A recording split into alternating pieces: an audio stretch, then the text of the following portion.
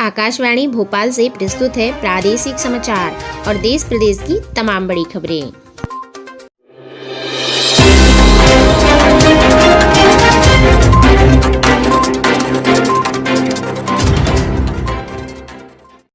नमस्कार, सुबह सुबह की ताज़ा खबरों में आप सभी का बहुत बहुत स्वागत है। बात करते हैं आज की मुख्य हेडलाइंस की। पहली मुख्य हेडलाइंस आपको बता दें, कोरोना के इलाज पर सरकार को फटकार और श्रीनगर की बच्ची का पीएम मोदी को वीडियो मैसेज भेजा गया। और साथ ही चंद घंटे की दूरी पर ही मानसून की फुहार। आज किन किन इवेंट्स पर रहेगी खास नजर, आगे आपको विस्तारित तौर पर बताया जाएगा। देश दुनिया में बात किया जाए तो सरकार को सुप्रीम कोर्ट की फटकार लगाई गई। कैसे तैयार होगा सीबीएसई 12वीं का रिजल्ट, आगे आपको विस्तारित तौर पर बताया जाएगा। अब तक 5 राज्यों में 12वीं बोर्ड परीक्षा रद्द की जा चुकी है। वहीं बिहार में बच्चे को संक्रमण का अजीब केस हुआ खुलासा। और इसके साथ ही कोरोना पर थोड़ी राहत भरी खबर निकल के अब सामने आ रही है। हाईकोर्ट की सुनवाई में फिल्मी तराने की अब जो होगी उसके खिलाफ याचिका दायर की गई। सुप्रीम कोर्ट ने बुधवार को इसके लिए ऑनलाइन सुनवाई की। और साथ ही मॉडर्ना और फाइजर के लिए ग्रीन कॉरिडोर हुआ शुरू। इसी के साथ आपको बता दें, श्रीनगर की बच्ची का मोदी का वीडियो मैसेज भेजा गया। बंगाल के लिए फिर से बिहार से उठी आवाज़। साथ ही ट्विटर पर राहुल गांधी के एक्शन से मची खलबली। इसी के साथ आपको बता दें कि सिस्टम की पोल खोलते ही पड़ताल की गई शुरू। और साथ ही आपको बता दें कि बिहार में सियासी तूफान के फिर मिलने संकेत हुए शुरू। नए आईटी नियमों पर गूगल की दलील। और मानसून अब चंद घंटों की ही दूरी पर है। आईपीएल फेज 2 को लेकर बीसीसीआई का सख्त। और सुर्खियों में आज क्या क्या रहने वाला है, संपूर्ण जानकारी आगे आपको विस्तारित तौर पर बताई जाएगी। 679 करोड़ का बैंक फ्रॉड हुआ। आपको बता दें, भोपाल सीबीआई ने गुजरात की तेल कंपनी के अहमदाबाद व महसाड़ा में 6 ठिकानों पर छापेमारी की। इसके साथ ही मध्य प्रदेश में जून में नहीं खुलेंगे स्कूल। शिक्षा मंत्री बोले कि 15 जून से एडमिशन शुरू होंगे, लेकिन स्कूल नहीं। नए सत्र के लिए मध्यप्रदेश.government.mygovernment.in पर भी आप भेज सकते हैं सुझाव। इसी के साथ आपको बता दें कि कोरोना पिछले 24 घंटे में 1.33 लाख नए केस सामने आए और 2.31 लाख लोग ठीक होकर घर भी गए। 24 घंटे के आंकड़े क्या कहते हैं, आगे संपूर्ण जानकारी विस्तारित तौर पर बताई जाएगी। साथ ही मध्य प्रदेश में कई जगहों पर ओले और बारिश हुई। भोपाल, उज्जैन और सागर में बारिश, मंदसौर के सीतामऊ में भी गिरे ओले। अब समाचार विस्तार से। सबसे पहले बात करते हैं मॉर्निंग न्यूज ब्रीफ में आज किन किन इवेंट्स पर रहेगी खास नजर। तो भगोड़े कारोबारी मेहुल चौकसी के मामले में डोमेनिका कोर्ट में सुनवाई होगी। हिमाचल प्रदेश के बहुचर्चित गुड़िया दुष्कर्म और हत्या मामले में दोषी को सजा सुनाई जाएगी। वहीं आरएसएस से जुड़ा भारतीय मजदूर संघ बंगाल एकजुटता दिवस मनाएगा और पश्चिम बंगाल की सीएम एवं गवर्नर को चिट्ठी भेजेगा। बॉम्बे हाईकोर्ट में महाराष्ट्र में 10वीं की परीक्षा से संबंधित याचिका पर सुनवाई होगी। देश विदेश में बात किया जाए तो सरकार को सुप्रीम कोर्ट की फटकार लगाई गई।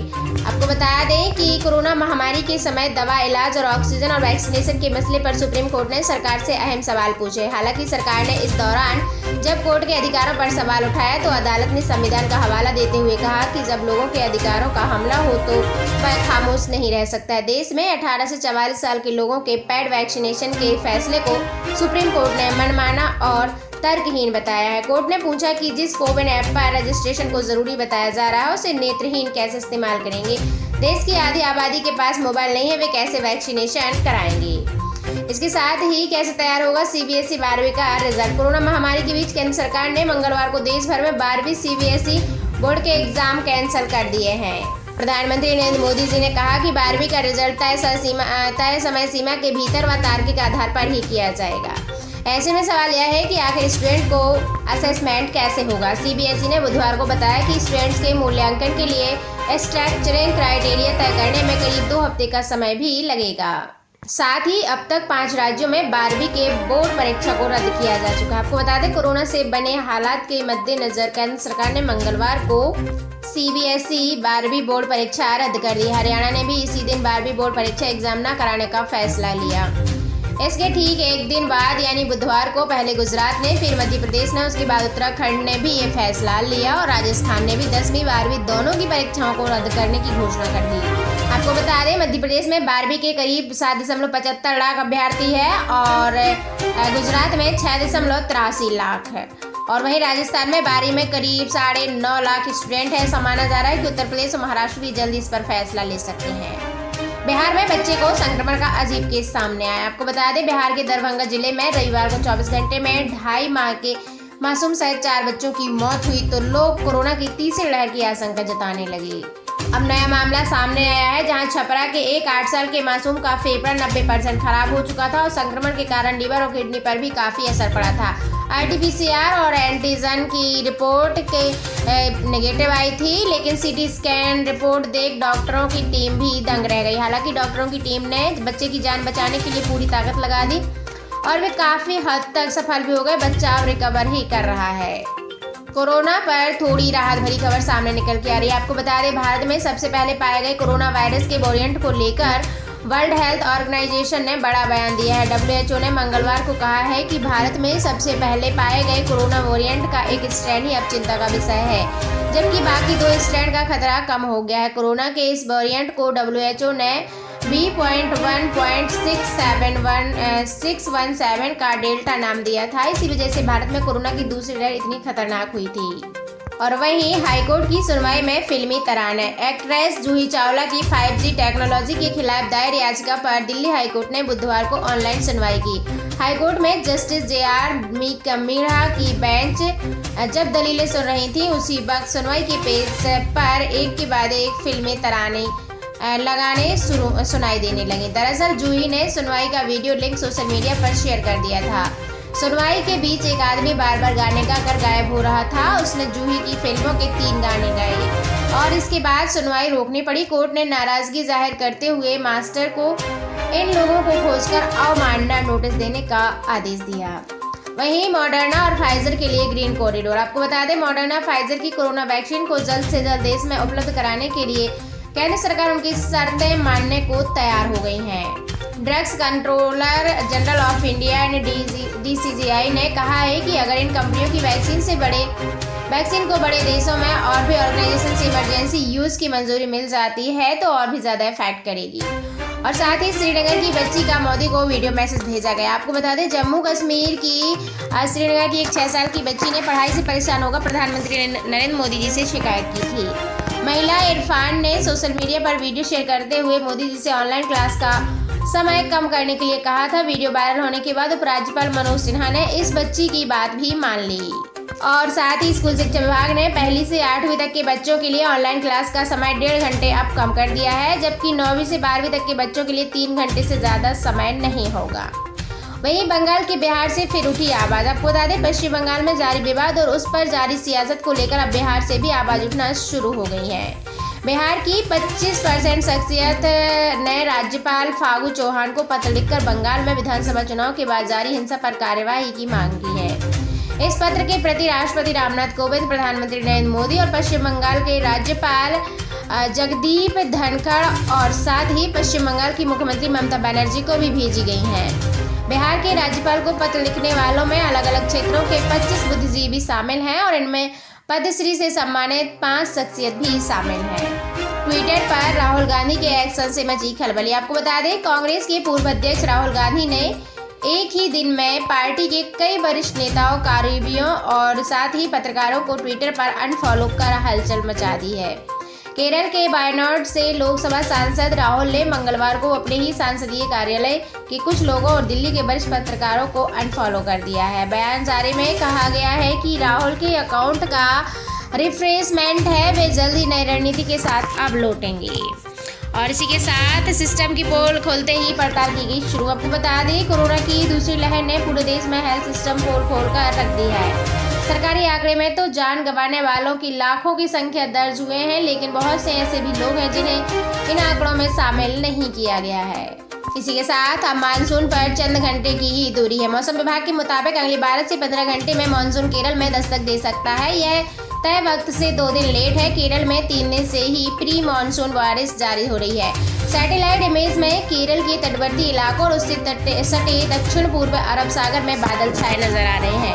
हालांकि निजी मौसम एजेंसी स्काईमेट ने 30 मई की दोपहर को ही मानसून के केरल पहुंचने का ऐलान कर दिया है। साथ ही आपको बता दें, इस बार 2 बड़े तूफानों ताउते और यास तूफान कई राज्यों पर असर पड़ने के कारण नौतपा का असर बिल्कुल नजर नहीं आया है। दिल्ली में बुधवार को तापमान 22.2 डिग्री दर्ज किया गया और ये सामान्य से 5 डिग्री कम है।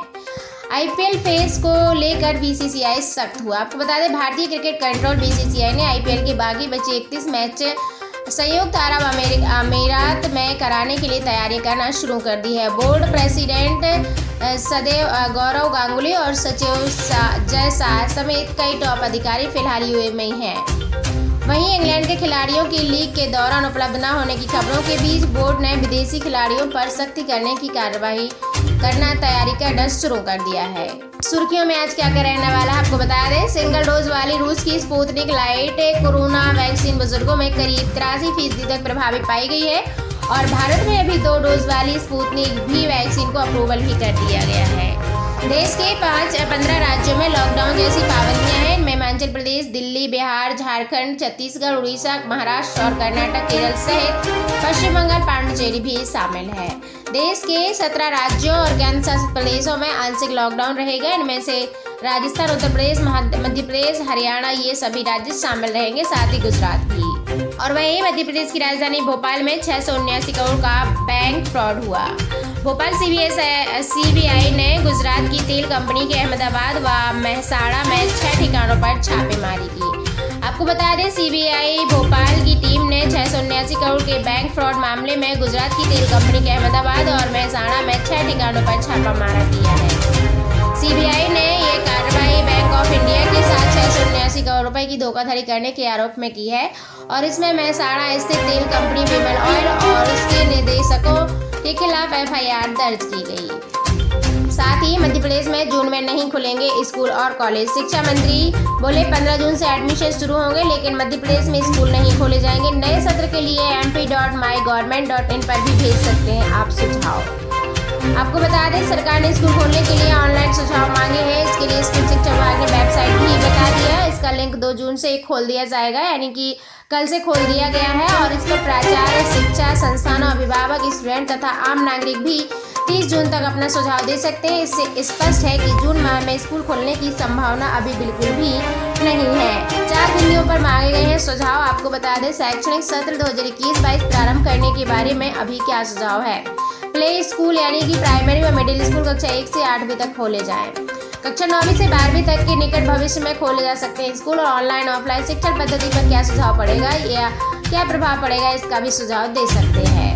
साथ ही कोरोना का देश में बीते दिन 1.33 लाख केस सामने आए और 2.31 लाख लोग ठीक भी हुए।